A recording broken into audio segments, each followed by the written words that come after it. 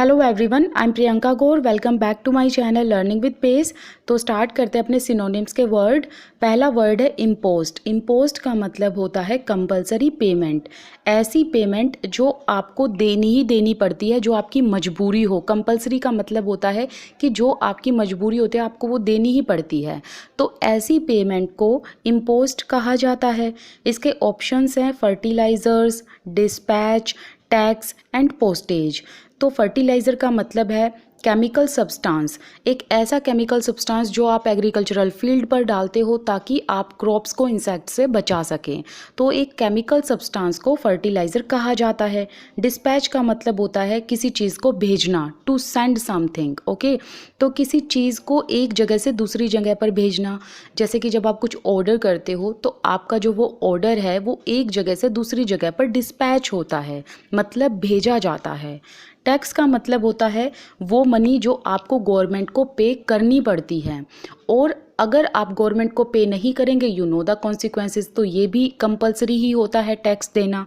Postage का मतलब होता है डाक का खर्च। दैट मीन्स कि अगर आप किसी को कुछ लेटर भेज रहे हो तो डिस्टेंस के हिसाब से उस लेटर का चार्ज लगता है, 5 रुपये 10 रुपये समथिंग कुछ ऐसा लगता है, राइट।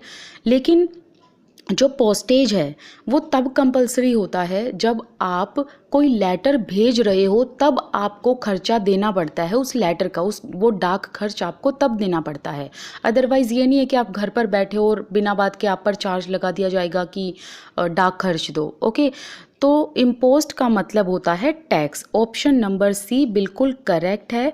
क्यों? क्योंकि देखिए इम्पोज्ड का मतलब होता है कि एक पेमेंट जो आपको कंपलसरी देनी पड़ती है, और टैक्स भी ऐसा ही है कि आपको ये कंपलसरी गवर्नमेंट को देना ही पड़ता है।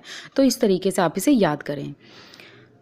अब एक सेकेंड, हाँ, सेकंड जो वर्ड है दैट इज़ कोर्स। कोर्स का मतलब होता है नॉट स्मूथ, जो स्मूथ नहीं हो। खुरदरी चीज़ को कोर्स कहा जाता है। तो एकेडमिक, ग्रेन, रफ, ट्रेनिंग, तो ये इसके ऑप्शन हैं। एकेडमिक जो है वो एजुकेशन से रिलेटेड होता है, क्वालिफिकेशन से रिलेटेड होता है। ग्रेन का मतलब होता है सीड्स, मतलब जो छोटे छोटे दाने होते हैं, ग्रैन्यूल्स होते हैं, उन्हें ग्रेन्स कहा जाता है। रफ़ का मतलब होता है जो खुरदरा होता है, जो स्मूथ नहीं होता। जैसे रोड वगैरह होती हैं ये कोर्स होती हैं, है ना, स्मूथ नहीं होती। ट्रेनिंग का मतलब होता है the process of learning a skill. आप कुछ स्किल को सीख रहे हो तो वो स्किल को आगे इंक्रीज़ करने के लिए आप ट्रेनिंग लेते हो। तो कोर्स का मतलब है रफ। दैट मीन्स कि जो चीज़ स्मूथ ना हो उसे कोर्स या फिर रफ कहा जाएगा।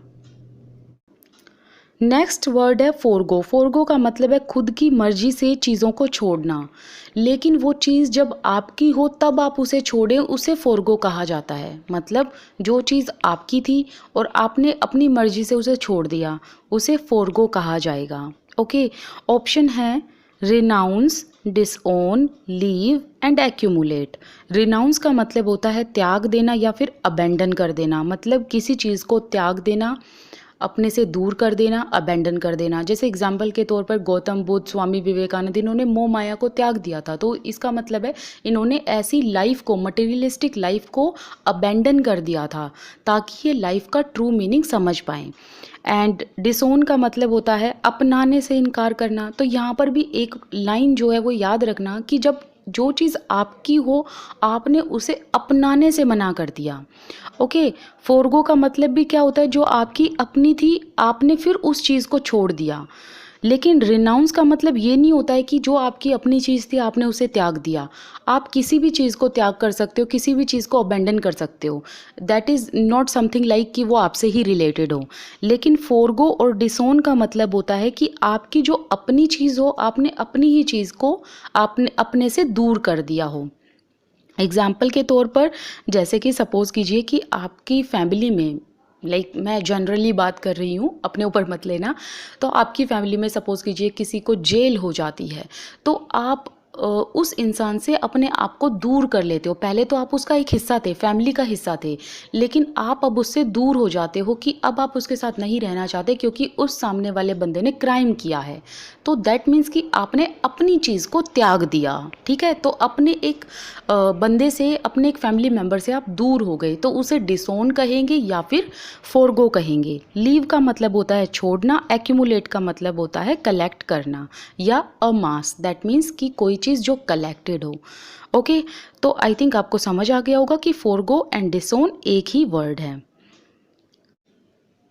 नेक्स्ट वर्ड है रेसिपिएंट। रेसिपिएंट का मतलब होता है एक ऐसा पर्सन जो रिसीव करता है। ओके, मतलब जैसे कि आपने फिल्म फेयर अवार्ड्स देखे होंगे, उसमें जो एक्टर एक्ट्रेसेस हैं वो अपनी कैपेबिलिटी के हिसाब से अवार्ड्स रिसीव करते हैं, उनको अवार्ड मिलता है, तो उसे रेसिपिएंट कहा जाएगा जो अवार्ड ले रहा है। एंड क्रिएटर का मतलब होता है एक ऐसा इंसान जिसने कुछ इन्वेंट किया हो, जैसे मिकी माउस हो गए, टॉम एंड जेरी हो गए, तो ये जो गेम किसी ने इन्वेंट किया होगा उन्हें क्रिएटर कहा जाएगा। सेकंड ऑप्शन है डोनर्स। डोनर्स का मतलब है कुछ डोनेट करना, जैसे चैरिटी या ब्लड वगैरह डोनेट करना। रिसीवर्स का मतलब होता है जो पाने वाला होता है, जिसे कुछ मिलता है, मतलब जो गेटर होता है, गेट करना है ना, कुछ प्राप्त करना, उसे रिसीवर्स कहा जाता है। इन्वेस्टिगेटर्स का मतलब है वो इंसान जो ये एग्जामिन करता है सिचुएशंस में कि क्या सही है क्या गलत है, इन्वेस्टिगेट करना। तो रेसिपिएंट का करेक्ट सिनोनिम है रिसीवर्स। ओके, दैट मीन्स कि कुछ पाने वाला, एक ऐसा इंसान जो रिसीव करता है। एंड उसको याद करने का तरीका भी काफ़ी इजी है, जैसे कि रेसिपिएंट्स एंड रिसीव्स दोनों में रेसी मतलब रिसीव करना। ओके, वो एक न्यूमोनिक निकल कर आ रहा है, तो आप न्यूमोनिक्स वगैरह लगाएंगे तो आपको इजी याद हो जाएगी चीज़ें, है ना। नेक्स्ट वर्ड है फ्रंटियर। फ्रंटियर का मतलब होता है एक ऐसी लाइन जो दो कंट्रीज़ को सेपरेट करती हो, या वो चीज़ जो दो चीज़ों को डिवाइड करती हो, बीच में से बिल्कुल सेपरेट कर देती हो। एज का मतलब होता है किनारा। लैंडमार्क का मतलब होता है something that you can see from distance, that means कि कुछ ऐसी चीज़ जो आप दूर से देख पाएँ। जैसे सपोज़ कीजिए आपको और आपके फ्रेंड्स को कहीं मिलना है और आप एक जगह डिसाइड करते हो, तो आप एक लैंडमार्क चूज़ करते हो कि हाँ आप यहाँ मिलोगे, आप फ़लाँ टावर के पास मिलोगे, या फ़लाँ स्कूल के पास मिलोगे, या आप फ़लाँ मॉल के पास मिलोगे, समथिंग लाइक दैट। तो ऐसे इस चीज़ को लैंडमार्क कहा जाता है। बाउंड्री का मतलब होता है डिवाइड करना, एंड कॉर्नर का मतलब होता है कोना।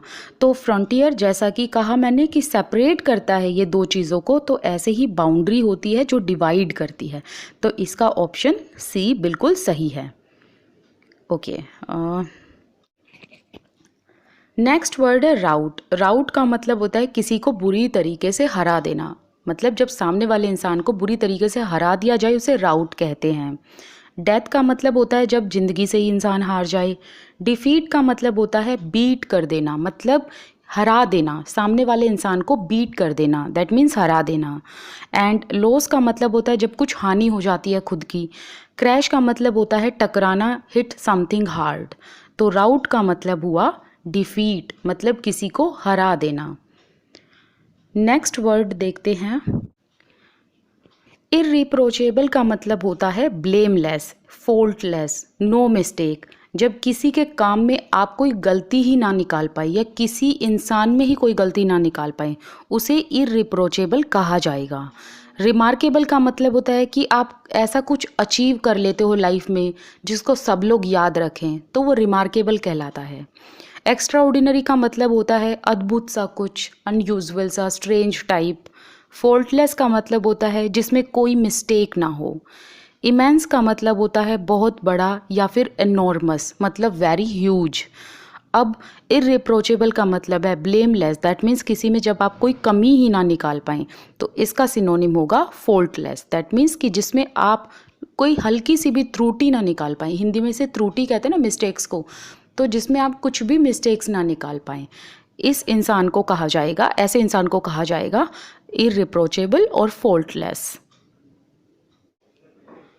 नेक्स्ट वर्ड है फेलिसिटी। फेलिसिटी का मतलब होता है इंटेंस हैप्पीनेस, मतलब जो एकदम इंटेंस, मतलब डीपली जो खुशी होती है। हैप्पीनेस का मतलब होता है खुशी, तो फेलिसिटी का मतलब होता है जब आप बहुत ज़्यादा खुश हों। प्रोस्पेरिटी, हनी, ब्लिस, सोरो, ये इसके ऑप्शन हैं। प्रोस्पेरिटी का मतलब होता है एफ्लुएंस, लेकिन प्रोस्पेरिटी को ज़्यादातर मनी के लिए यूज़ किया जाता है, ये याद रखना। जिसके पास बहुत ज़्यादा मनी होगी, जैसे कि अंबानी जी हैं, वो एक प्रॉस्पेरस इंसान है ना, उनके पास बहुत ज़्यादा पैसा है, तो उसे प्रॉस्पेरिटी कहा जाएगा ऐसी स्टेट को जिस स्टेट में इंसान के पास खूब सारा पैसा हो। ऑनेस्टी का मतलब होता है ईमानदार, लेकिन जो ऑनेस्टी है ये क्वालिटी है। ब्लिस का मतलब होता है परफेक्ट हैप्पीनेस। सोरो का मतलब होता है ग्रीफ, मतलब दुख, वेरी सैड, है ना, दुखी होना तो ग्रीफ कहलाता है, वेरी सैड कहलाता है। तो आगे से जब भी आपसे कोई पूछे कि how are you, you should say I M blissful, कि मैं बहुत खुश हूँ। तो फेलिसिटी का मतलब होता है ब्लिसफुल या फिर ब्लिस। नेक्स्ट है जुडिशियस। जुडिशियस का मतलब होता है केयरफुली कॉन्सिडर्ड, मतलब कि जो जज होते हैं वो इतने सेंसिबल होते हैं कि वो रेशनल तरीके से, सेंसिबल तरीके से फैसला सुनाते हैं, ध्यान से दोनों पक्षों को सुनते हैं, फिर वो फैसला सुनाते हैं, है ना। इसके ऑप्शन है बाइज्ड। बाइज्ड का मतलब होता है पक्षपात करना, पार्शलिटी करना। सेंसिबल का मतलब होता है कि जब जजमेंट देने से पहले एक रेशनल तरीके से सोच समझकर हर एक चीज़ को ध्यान से देखा जाए, एग्जामिन किया जाए और फिर फैसला दिया जाए। ओके। एग्जैक्ट का मतलब होता है एक्यूरेट, मतलब बिल्कुल सेम, एंड प्रिसाइज, बिल्कुल ठीक ठाक। मेटिकुलस मतलब ऐसी चीज़ जो एग्जैक्टली दी जाए एंड एकदम परफेक्ट वे में दी जाए, जिसमें कोई मिस्टेक ना हो। ऑनेस्ट का मतलब होता है टेलिंग द ट्रूथ, सच्चाई बोलना। अब कुछ बच्चे सोचेंगे कि इसमें ऑनेस्ट आंसर होना चाहिए, लेकिन आंसर होगा सेंसिबल। इसलिए होगा, ऑनेस्ट तो ना एक क्वालिटी होती है इंसान की, लेकिन जज के अंदर इस क्वालिटी से ज़्यादा इम्पोर्टेंट है सेंसिबल होना, क्योंकि जजमेंट हमेशा, फैसला हमेशा सोच समझकर, तर्क वितर्क करके दिया जाता है, एक रीज़नेबल बेसिस पर दिया जाता है और एक्सपीरियंस होता है उस इंसान का। ओके। तो जजमेंट देते वक्त हर एक पक्ष को ध्यान में सुनना है, फिर उस केस को अच्छे से माइन्यूटली एग्जामिन करके अपना फैसला सुनाना होता है, उसे सेंसिबल कहा जाता है। ये नहीं है कि आपने केस तो सुना नहीं है और आपने बस ट्रुथ बोल दिया, आपको पता ही नहीं है ट्रुथ है क्या, है ना। तो जब तक आप उस केस में ही नहीं जाएंगे, आपको पता ही नहीं चलेगा कि एविडेंसेस कौन कौन से हैं, तो आप सेंसिबल जजमेंट नहीं दे सकते। तो जुडिशियस का मतलब होता है सेंसिबल। तो यहाँ पर हमारा जो पार्ट है आज का वो ख़त्म होता है। कल हम नए वर्ड्स पे मिलेंगे।